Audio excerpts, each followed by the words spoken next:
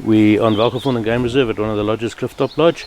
It's a 36,000 hectare reserve here in the Waterberg of the Limpopo province of South Africa. It's quite a unique vegetation type in this area. Sourveld occurs on this Waterberg plateau. Some people call it the Limpopo Highlands. This is where a lot of the water originates that flows into the Limpopo River.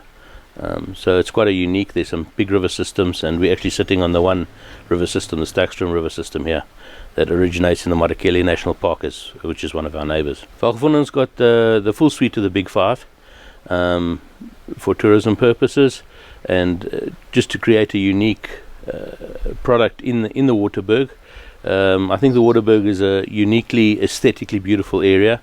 It's very diverse. You can travel through the reserve and see it's not the same.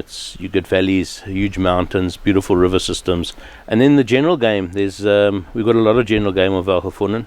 The way we manage the reserve, we've got a high density of animals, especially zebra and wildebeest, impala to a degree.